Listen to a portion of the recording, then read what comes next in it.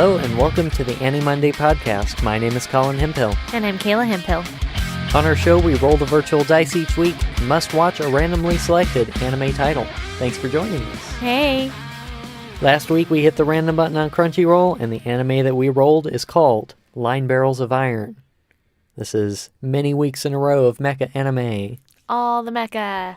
Linebarrels of Iron started as a manga series in 2005, and its anime adaptation aired in 2008 and ran for 24 episodes. It was directed by Masamitsu Hidaka, who was the director of the early seasons of the Pokemon anime. Oh my gosh, that's awesome. From what I've read, the beginning of this anime differs quite a bit from the manga series. Really? We might be discussing that a little bit later. Would you like to give us a synopsis of the plot? Yeah. In the distant future of 2019, the Judo Corporation uses advanced robots called Armas for defense, but they are poor replicas of the mysterious Machina robots, which have the unique ability to rapidly regenerate and heal their pilots. After a Machina called Linebarrel crashes directly into a wimpy high school student named Koyochi, the student wakes up to discover that he has superhuman abilities and can summon Linebarrel as its chosen pilot. Let's talk about these characters, because they are something. Okay. So, Koyochi is our main character. Mm-hmm. Get this. He starts out as a normal, boring high school kid. Yeah. Whoa. He's really kind of a pretty whiny crybaby sort of character. Yeah, from like scene 1. Yeah. He lets himself get pushed around all the time. In the very beginning of the show, episode 1, he's getting bullied by some school punks, and they make him ride all the way across town to buy them bread. Hold on. Okay. Curry bread. Which sounds amazing. Sure. And should be something more common here. Yes, but the school offers curry bread. They don't even make him, shell out lunch money. They make him ride a bike all the way across town to get this specific bakery's curry bread. I'm sure it's very delicious. I'm sure. But this is even he has these two friends, who we'll talk about a little bit, who have always stuck up for him. Mm-hmm. We learn later on that, he met these friends because he was getting bullied, and they stepped in to help him stop being bullied. Yeah. And he never changes from the time that he's a little kid. Mm-hmm. He's still wimpy and crybaby. Even when his friends are there and they tell him, hey, you don't need to let them do this. We're here now. Mm-hmm. He still does it anyway. I think part of what Colin hasn't quite explained yet is that he's not just letting himself be bullied. He is agreeable to the point of faultiness. Yeah. So it's not just hey, these guys are gonna beat the crud out of him if he doesn't go get this curry bread. They just tell him, hey, go get this bread or we'll beat you up. And his friends come in and they're like, no, you won't beat him up. And then Koyochi is like, no, I'll go ahead and go get the bread. No, it's cool. It's cool. Yeah, even though they're friends, they're good guys. It's fine. Yeah. So it's not oh, he's letting himself be bullied, he's actually rewarding and encouraging the bullies by just following through when there's really no threat. But kind of under the surface, we see him building up. He keeps saying things like, one day I'll have power, one day I can handle this myself, and I won't need my friends to step in for me. Mm-hmm. And I'll be the hero of justice. That was Colin's favorite phrase this whole 4 episodes. I hate the hero of justice trope. It is the worst. It's funny because they didn't even hide it. No, he literally says hero of justice over and over and over again. Yeah, explicitly, out loud, to people, all the time. Okay, so the two friends that we've been talking about, one of them is Risako. She is kind of your typical childhood friend character who's been with him for a long time. And as we mentioned, she kind of stands up for him and gets worried about him all the time. And you can also see pretty often that she gets flustered, whenever he interacts with other girls or spends too much time with them. So it's clear that they've had some sort of romantic interest, at least at some point. I think her first introduction was great. And I thought, oh, this is a character I'm really going to like. Because the first time you meet her, she literally does like a flying kick into the screen to defend the main character. So she literally is like, I'm going to kick somebody in order to defend my friend. And I thought, oh, that's nice. Like, not a pushover girl, right? She's like strong and independent. And I really thought I was going to enjoy her until we started getting these encounters with other girls. And she became this very needy, jealous person. And you don't see her become that strong person again. Like, she suddenly becomes almost like a background character and is just like the girl pining after the main character when she used to be so strong. Yeah, another female character gets introduced, and as soon as that happens, like, she's basically gone from the show. She pretty much gets pushed over immediately and will just bend over backwards to not be the one in the background. Yeah, and I can't for the life of me figure out why. But because Koyochi is not a very likable person. No, especially later on, which I'm sure we're going to talk a lot about that. Absolutely. But before that, the other character that he is friends with is Hideaki. He's also a childhood friend. They kind of met at the same time when Koyochi was getting bullied.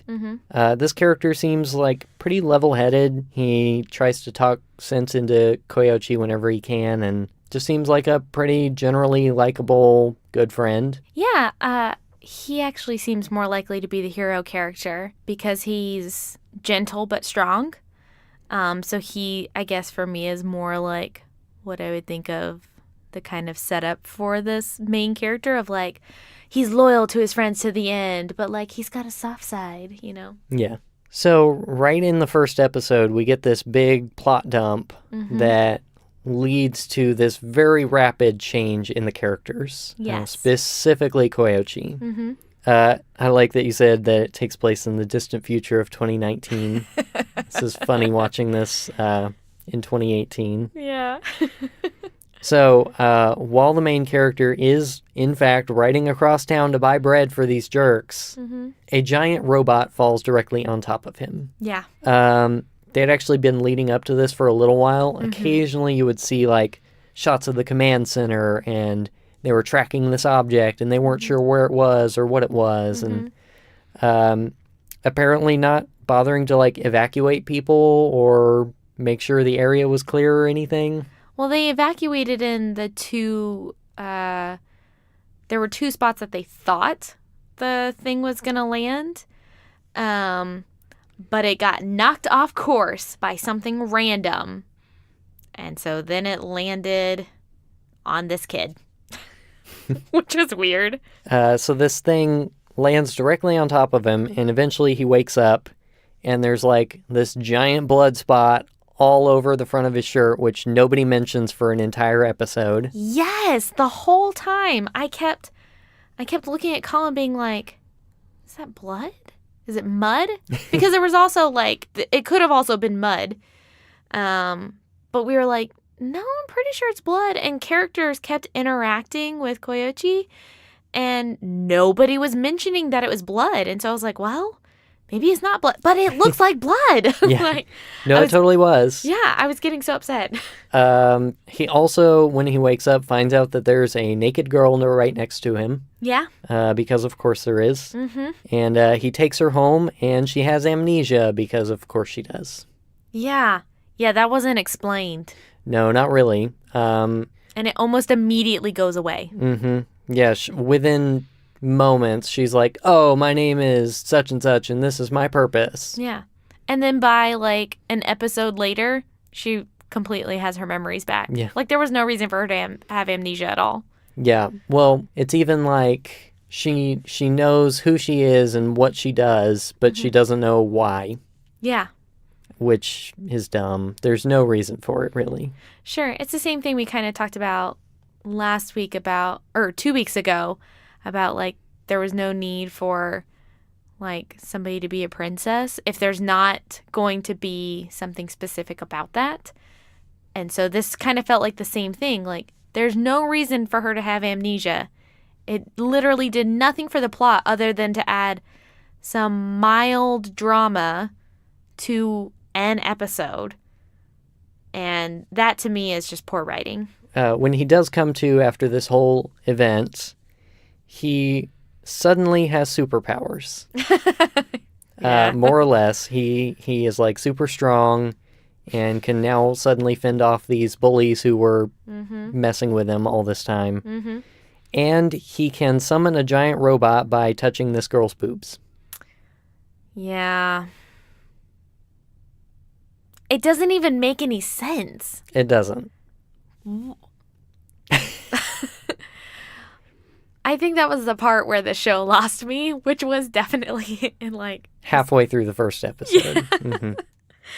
Because again, it's sort of like if there's a reason for something to be there, even if it doesn't make sense, then I can get behind it. It's like if this is the logic of the world, I can get behind the logic of the world. Like, nobody else touches someone's boobs to summon a robot. Exactly. Yeah. Exactly. And even later on, he can summon it without touching her boob. Yeah. There's no point to the boob touching other than, again, for mild drama later on. Like, other characters see him do this, and they're like, oh my gosh. And there's no point. No point. Yeah, and it's not even like we just have to contact each other. So, like, hold my hands, Yeah. and the robot will come. Yeah. It's like, you have to touch my heart, and that leads to hijinks, and it's funny. Yeah, but then they completely do away with it like 2 episodes later. So again, if it has a purpose, I can get behind it. But man, this show seems to throw a lot of things at you, like rules for the universe, and then immediately take them away as soon as it no longer adds for some either dramatic moment or some comedic moment whenever it seems fit for the writers. Yeah, so this girl that he finds there, her name is Emi Kazaki, and really there doesn't really seem to be anything to her. Nope. She doesn't really have a character. She doesn't have a purpose in being there so far, other than to initially be that beacon that... Yep. Yeah. Emi doesn't really have much of a personality, which would make sense if the amnesia thing kept going on, but because they immediately resolve it, she is just, from what we've seen, left with this very flat personality, as though having amnesia didn't change a single thing about her. and yet, he is instantly attached to her for no reason. Yeah. It's he because pretty she's much hot. completely ignores his 2 best friends immediately after he meets her. Mm-hmm. And she doesn't do anything. Nope. Her entire purpose in the show seems to be, I know something about Linebarrel, the big robot that you can summon. Yep. Therefore, I must be here. Yep. So once he starts interacting with this girl, he comes to find out, oh, actually, when the big robot fell on you, you died. Mm-hmm. And the robot brought you back to life. Yep. And now you're basically immortal. Yep. As long as you maintain this relationship with this sapient robot thing. Yep. And you now have superpowers. Yep.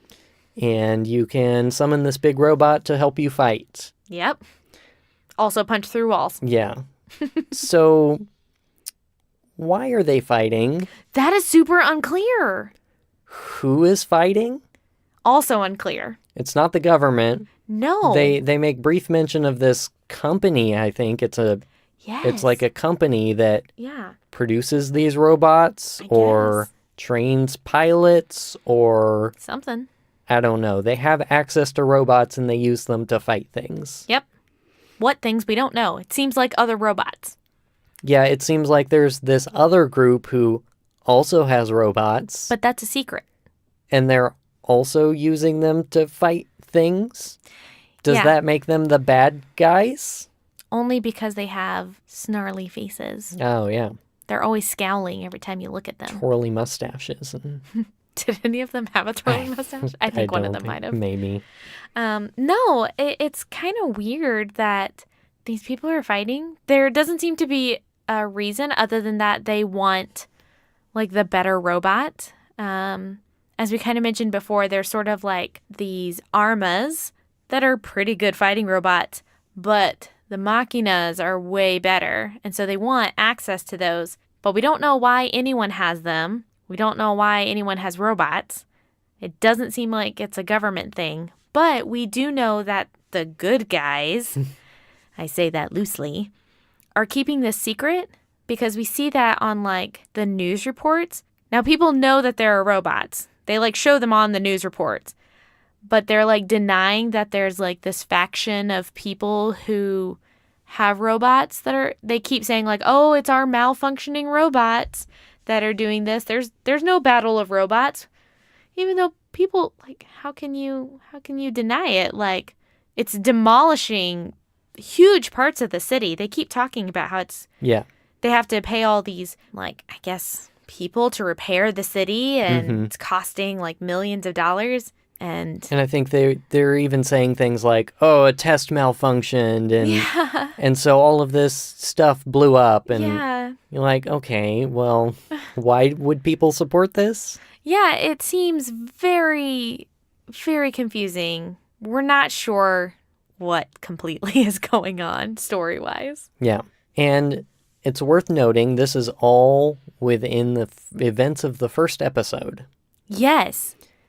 And this is the point at which it really starts to fall apart. Because it turns out Koyochi is a huge jerk. Yes.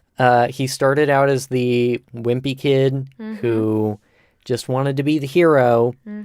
And suddenly he's given these powers, these abilities, and he is chosen to be the pilot of this big robot. By the robot.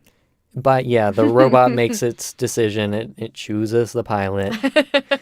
And with no development, no transition, no nothing, he immediately turns into a huge, huge maniacal mustache-twirling jerk. He actually has a maniacal laugh. He does. By the second episode, we were like, is he the bad guy? Yeah, is he evil? Is he bad? Is he going to be evil? I'm pretty sure he's evil. It's pretty much like, oh, I have power now, so I'm just going to use it to crush anyone who annoys me. Yeah. And he quickly resorts to violence against his own friends. He basically kills people and destroys other things without any sort of discretion. Yeah. And it's not until like the very end of the fourth episode that they start beating some sense into him. Quite literally. Yeah. He basically realizes he's a noob and gets completely wrecked by another pilot. And they're like, hey, chill out.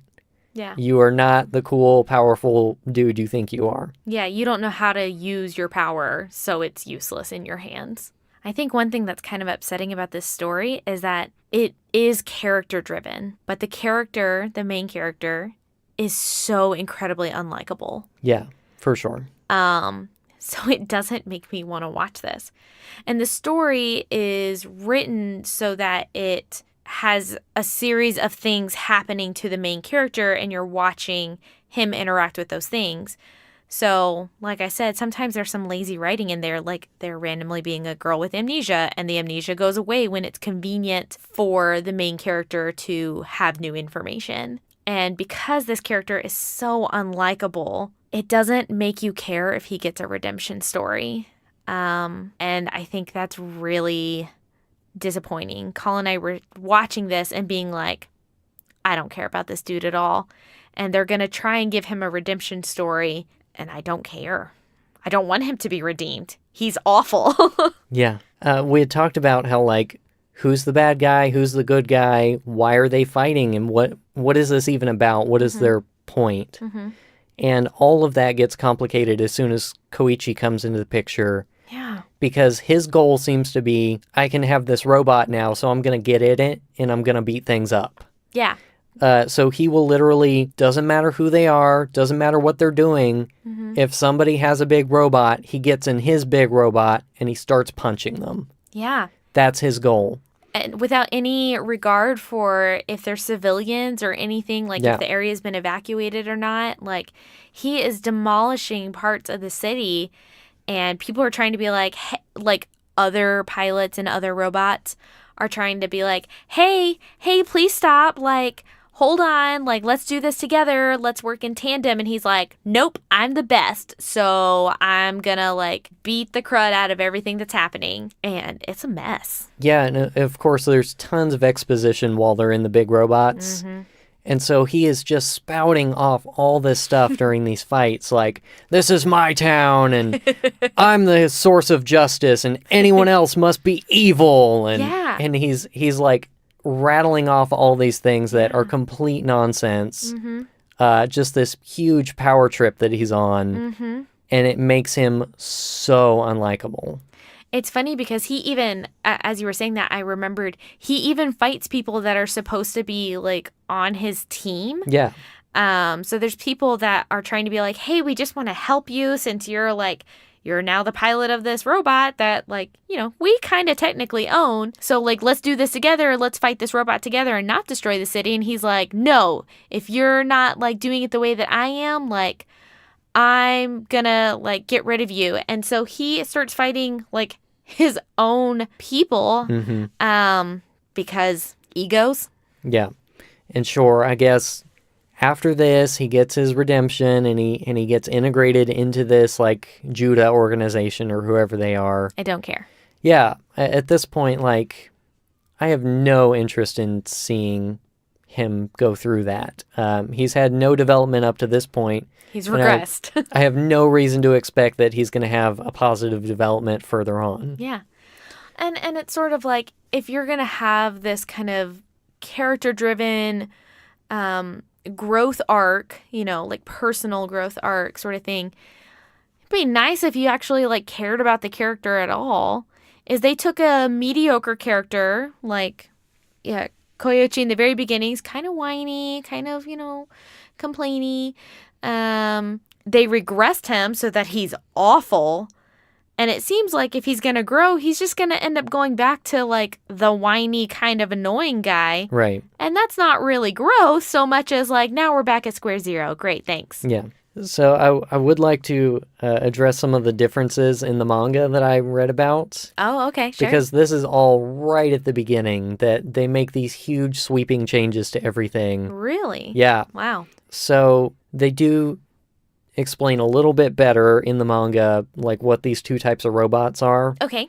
The armas are common. They're used in defense by military or organizations or whatever. Mm-hmm. They're just big robots made by people. Okay, great.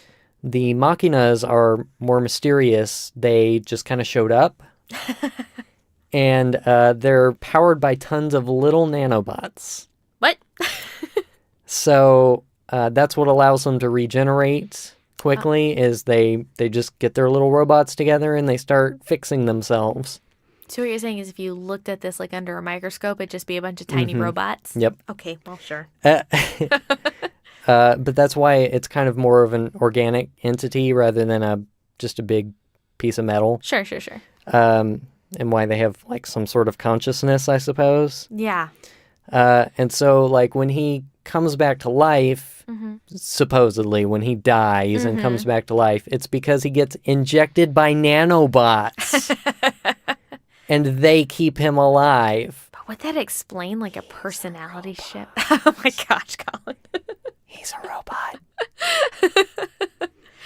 Well, that would explain why he's so unlikable. If he's dead and he gets injected by nanobots, is he human? I guess. Is he the same person? Well, clearly not. Anyway, none of that got addressed in the anime, so... But, like, the whole setup for how he comes into this is completely different in the manga. Okay. He doesn't just get smashed by the big robot and suddenly that makes him the pilot. Sure. They were on a school field trip or something. Okay. And a satellite crashes. Oh. And that satellite crash, like, injures/kills a bunch of people, and he ends up in the hospital in a coma for a year and a half. Okay. And as he wakes up, he starts to realize, oh, like, I'm developing these weird abilities, and these things are happening to me. From a satellite? Yeah, well... Were there nanobots on the satellite? Apparently, something like that. Okay, sure. Okay. 3 years later, Oh my gosh. the big robot shows up Oh man. and is basically like, I've been waiting for you to, develop these abilities, and now I'm here to claim you, and you're gonna pilot me. As though the robot had planned for a satellite to land on him. Something. Near him. Okay, sure. It apparently had planned the satellite accident. I don't know if it specifically for him or what.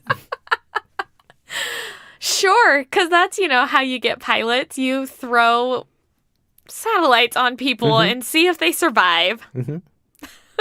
Okay. Anyway. Okay, so it seems like even the manga is kind of... It's over the top, but, like, at least that series of events, like, leads to the way the character is. Sure. Whereas this series is, like, halfway into the first episode. I got smashed and killed by a big robot, and now I'm super powerful and immortal. And also a jerk. Oh, man. Murdering jerk. Yeah. Oh, boy. Do you want to talk about the animation some? Oh, yeah, it stinks. Right to the point.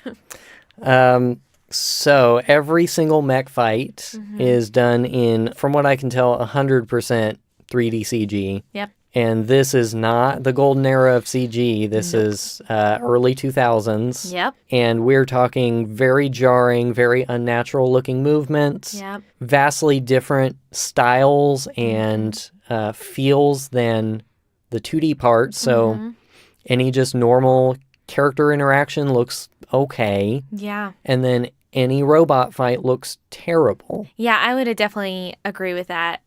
We've kind of talked about this before with some of the other mecha animes that we've watched that have come out around this time. This one by far, to me, was the most egregious. Yeah. This was hard to watch. It was not appealing at all. And you're right. Even the hand-drawn stuff is rough. I think they, tried to put... It almost seems like they tried to put in detail to hide mistakes that they were going to make. So, all of their faces, all the characters' faces have these, I'm sure it has a name, but I don't know what it is. These, cheek marks. Mm-hmm. So it's just these lines. They're not like blush marks. They're just like these black slanted lines that are across everyone's face. Right under the eyes, right over the cheeks. It makes everybody's face really busy looking. Yeah. And it's very jarring. And it messes with the proportions. Everybody has very, very big heads. That was something that we commented a lot on. Yes. So you go from, like Colin said, kind of okay hand drawing to these not great CG. Mm-hmm. And it does not blend well together. Fortunately, there aren't too many scenes where the two are overlapped. So you don't see too many hand-drawn things happening at the same time as the computer things. But either way, it's not really good. You briefly touched on the way the characters look, and I really want to drill in on this because this was by far my least favorite thing about the way the production went. Yeah.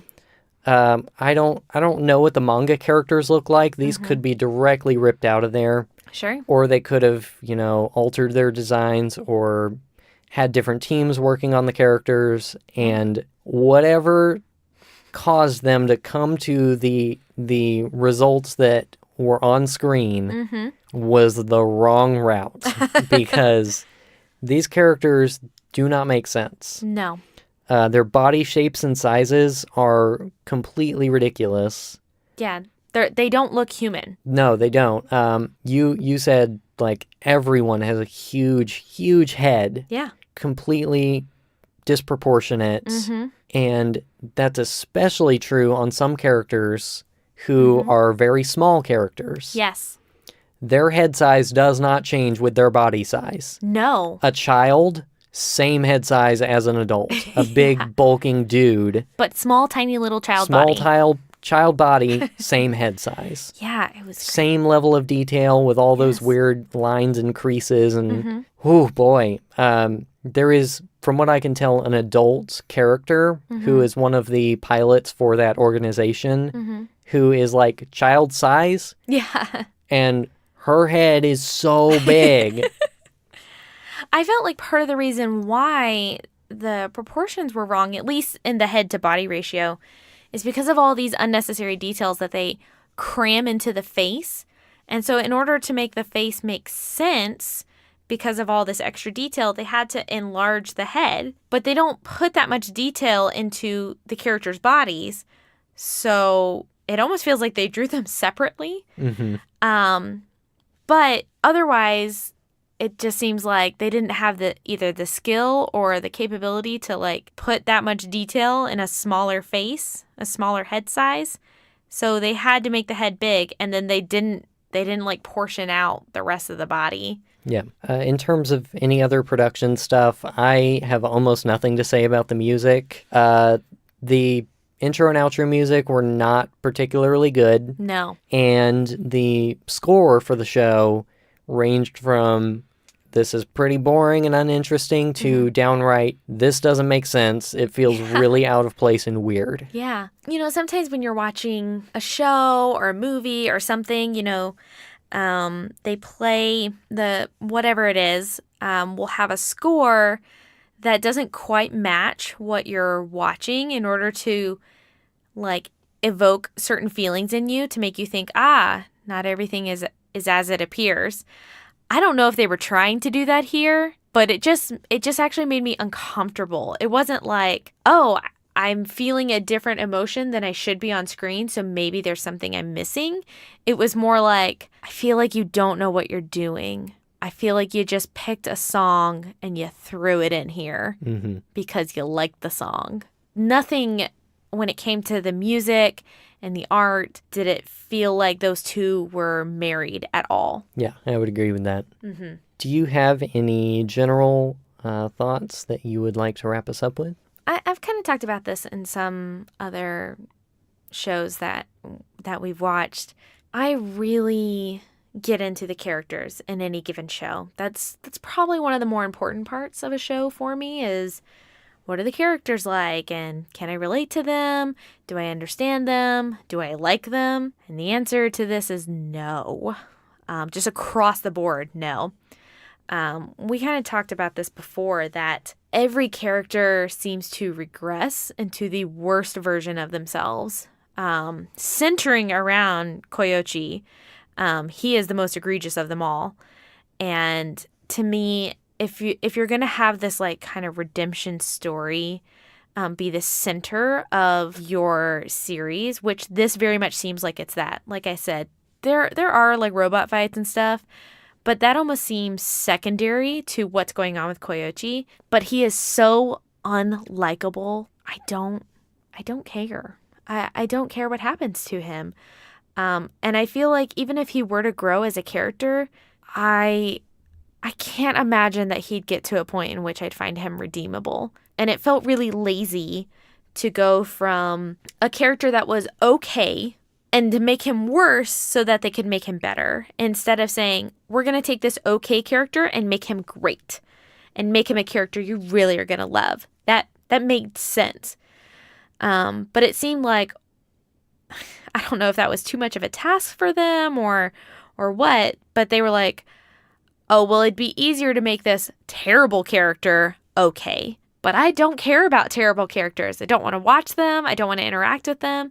So pretty much from, I would say like halfway through the first episode, definitely in the second episode, I was done. I did not want to engage with this character at all. I kind of kept hoping that something bad would happen to him and that we could just move on with the rest of the characters and maybe get something better out of one of them. Yeah, it even seems like the only character in the whole show who I can at all relate to is his friend Hideaki. Because he stands by while all this is happening as his friend is turning into a complete nut. Yeah. And is like, what is happening? Yeah. I don't even understand how we got here, and I don't understand why you're acting the way you are. Yeah.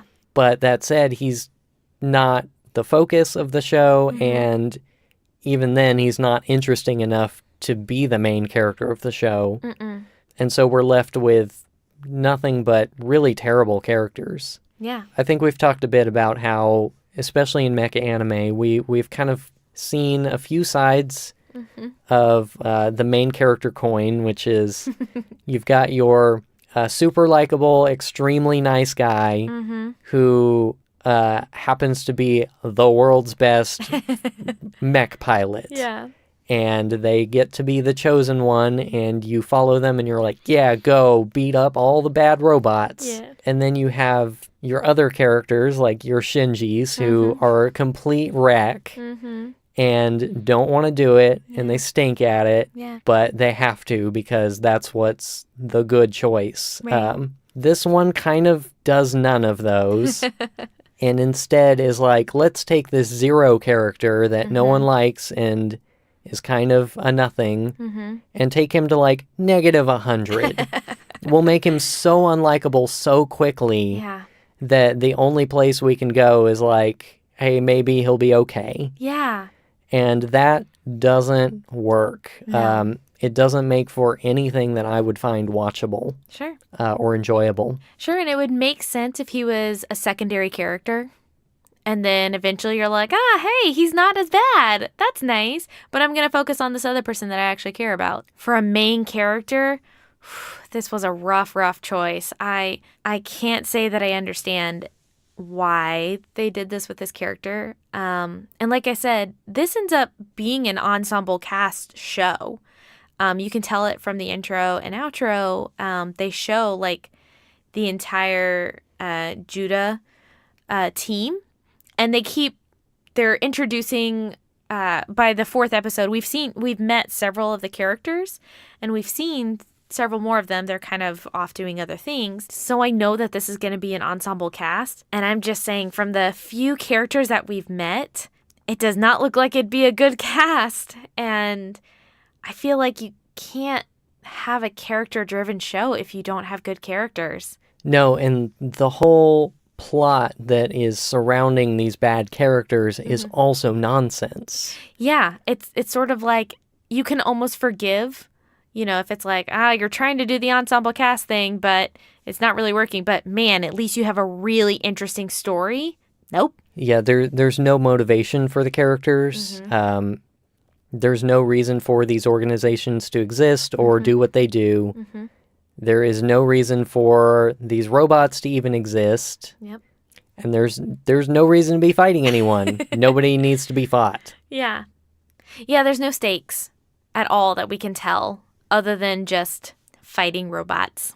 So I think between both of those things and the like really poor production that we've talked about, man, the characters and the plot are not doing any favors to help the production, and the production is not doing anything to help the characters in the story. Yeah, all around it seems like this was kind of a flop. So do I even need to ask, would you watch more of this? Strong pass. Okay. No, thank you. No. Okay. I can't even say, like, if they tried with a different character, like, in some of our previous episodes, I've talked about, like, maybe if they changed, like, the story a little bit, I really cared about the characters, or vice versa, like, if these characters were in a different story. No, not one part of this is redeemable for me. It was really painful getting through 4 episodes. Yeah, not a chance for me either. At this point, I'm really just hoping we get some better roles this week.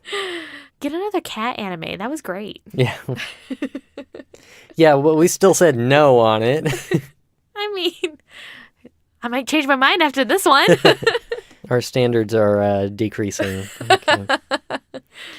All right. Well, to end on that high note, if you want to learn more about our show, you can visit our website at animonday.moe. That's animonday.moe. You can send us questions or comments to podcast@animonday.moe. And you can find us on our Facebook and Twitter. Our username is AniMondayCast. And you can find links for that on our website. Thank you to Crunchyroll for all of the anime that you provided, and for the random button which produces those wonderful and wonderfully terrible results. You can follow along with us each week. We'll have a link to our current title on our website and social media. Thanks also to C2A for providing the intro and outro music of our show, which come from the Senpai EPs, available on Bandcamp and other major streaming services. I will have links to his music in the show notes and on our website. All right, Colin, are you ready to roll something better? Hopefully. All right. Here we go. Random button in 3, 2, 1. The anime for this week is The Master of Ragnarok and Blesser of Einhajar. And the first episode is called The Oath of the Chalice. How very different. It's not robots. Yeah, it's like Norse mythology. Maybe. All right, well, I think that's going to do it for us this week. All right, we're going to see you guys next time. Thank you so much. Bye. Bye.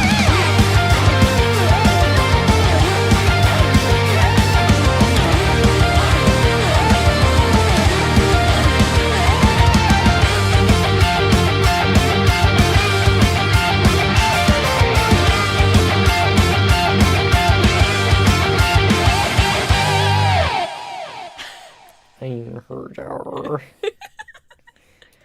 Einherjar. It's Norse mythology. I don't. Oh, shoot. Einherjar? Einherjar.